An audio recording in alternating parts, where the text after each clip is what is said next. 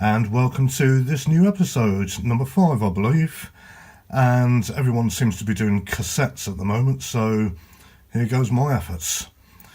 What you see before you is a Sony TC-KE300 cassette deck. This came out in 1996, and the one I've got was made on the 10th of December 1998. I only know this because it's printed on the inside of the unit. And the reason I know that is because I've had it open a good 20 times since I've had it. I bought this back in September of last year, and I'll be honest, it's led me a merry dance since then.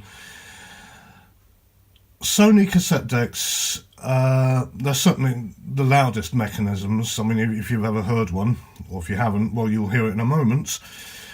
Yes, they're the loudest, clunkiest mechanisms, but they also seem to have this common fault that exists in I've seen it in other Sony decks and MIDI systems, etc.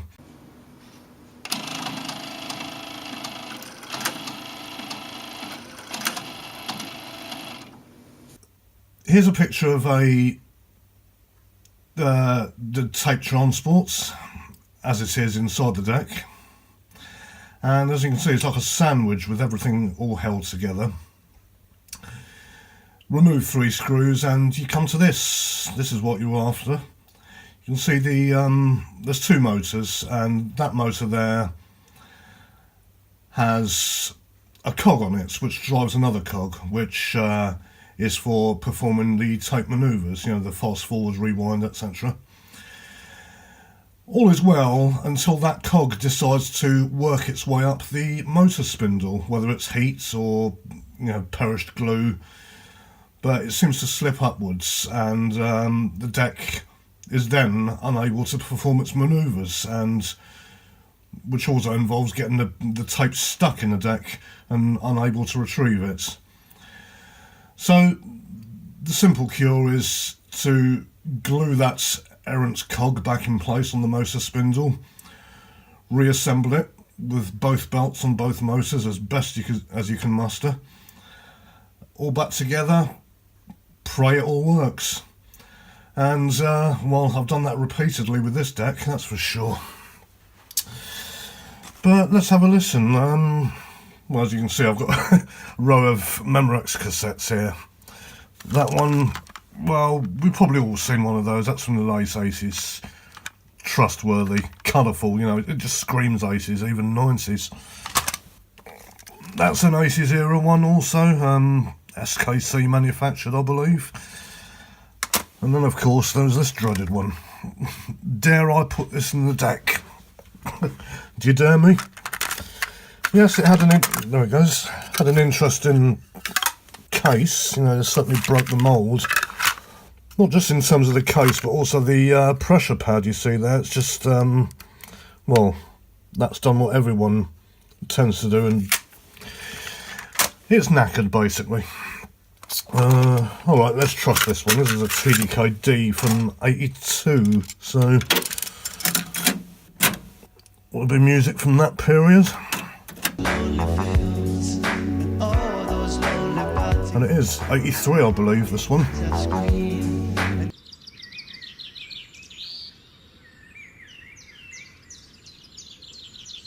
Let's not play too much of this because of copyrights, but try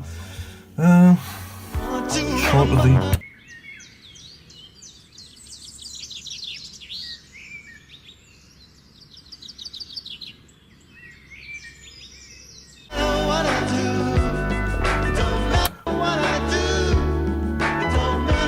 No noise reduction on that one. Okay, finding that. This one. Oh, do we dare try this?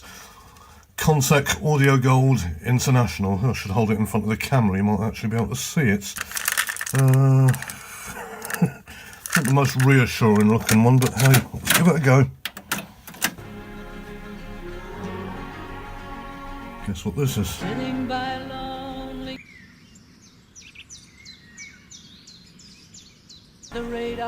Oh, that'll be old what's-his-face from Gibraltar, the It's that famous songwriter, When I Need You, him.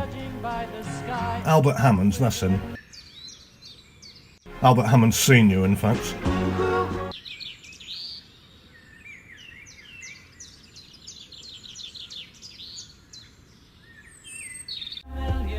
Yep, the father, not the son, not the lead singer of The Strokes, but the original, the guy who wrote, he wrote so many. The Air That I Breathe, Don't Turn Around, oh, countless.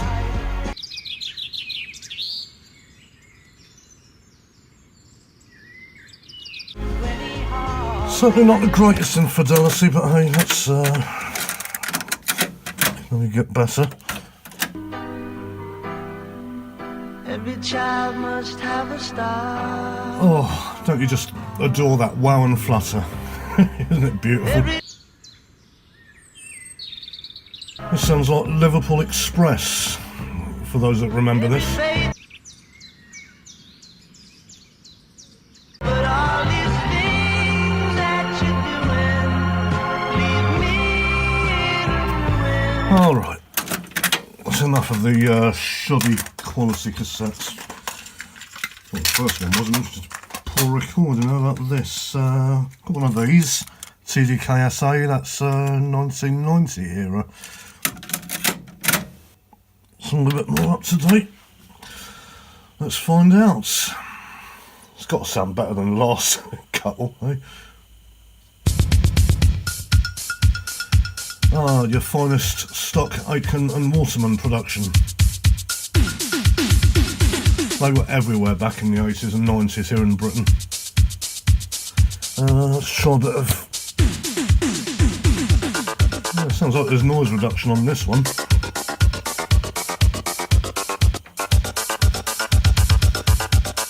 Well, if it's not Kylie, it's Rick Astley, or I don't know, it could be any of them. They all sounded pretty much of a muchness, didn't they?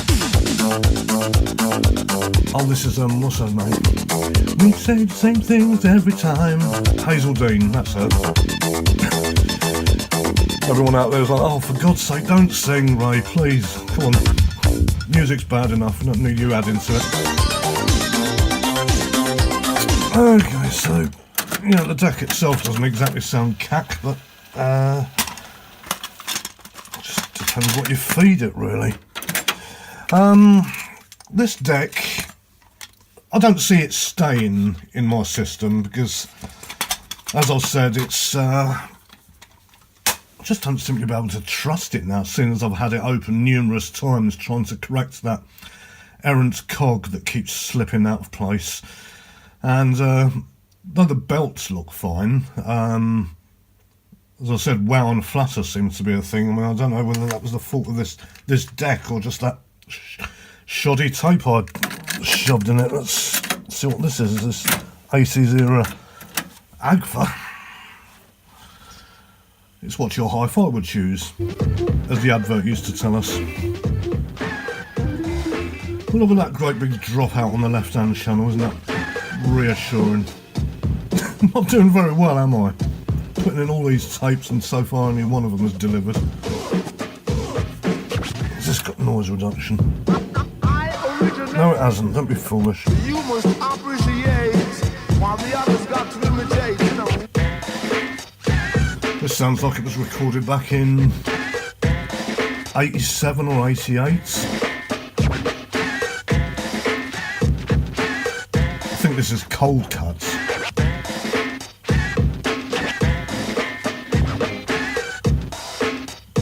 Yeah. Get past the people, get past the hip. Okay, enough. One more from that era. What have we got here? We've got this one intrigued me actually. It's a 80s era, late 80s BASF. Let's open it. And it seems to stop there in that position, like you have to force it to go further. It's not like I knew how far you wanted to open it. And it's a 60-minute. But look at the edge of the case, see if we can get that in the light. It seems you've got to tick whether it's a 60, a 90 or 120. So obviously trying to save money when it comes to printing the J cards. But let's have a listen to this. This will be our last example. And it sounds like acid. Yeah, this used to pass for music once upon a time, this. Acid house. As kids, we loved it. Tabloid papers, well, they were up in arms, you know, because apparently we were all taking drugs and off our faces, waving our hands in the air, cleaning windows to this sort of music. It was all about the music, for heaven's sake.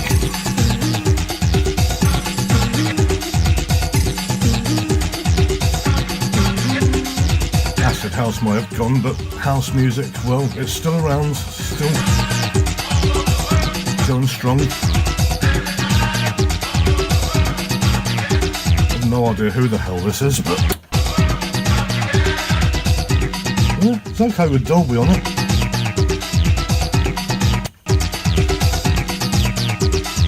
Imagine this was recorded off the radio back then.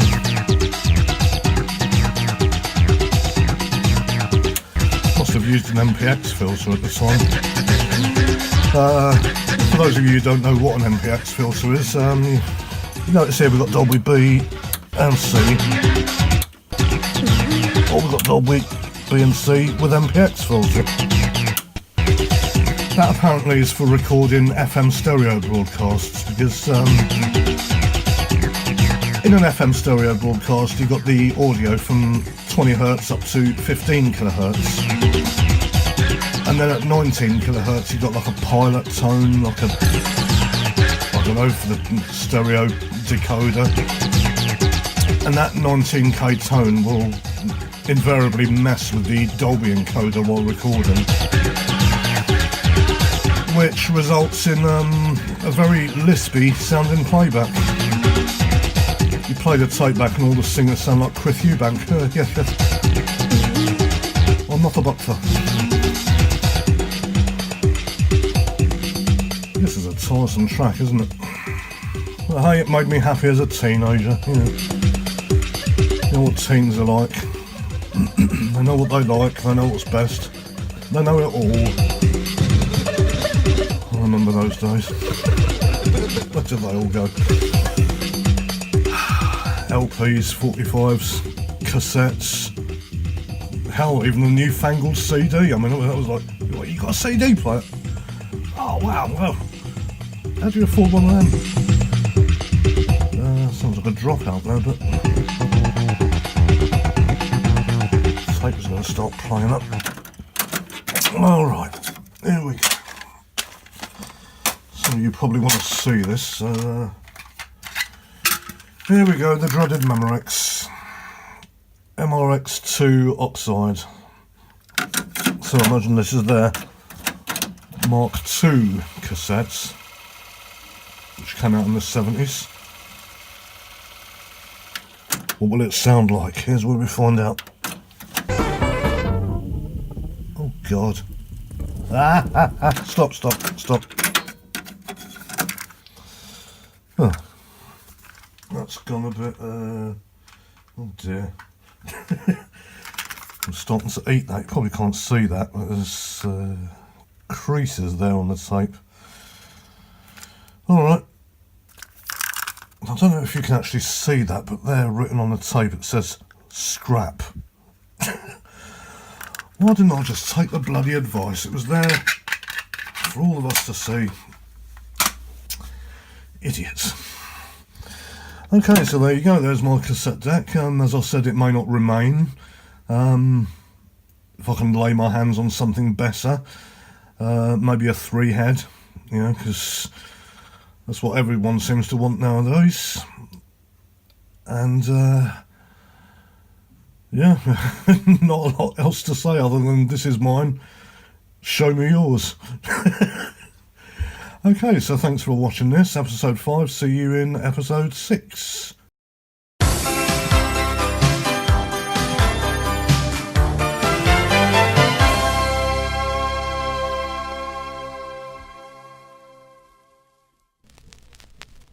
Well, perhaps some cold cuts.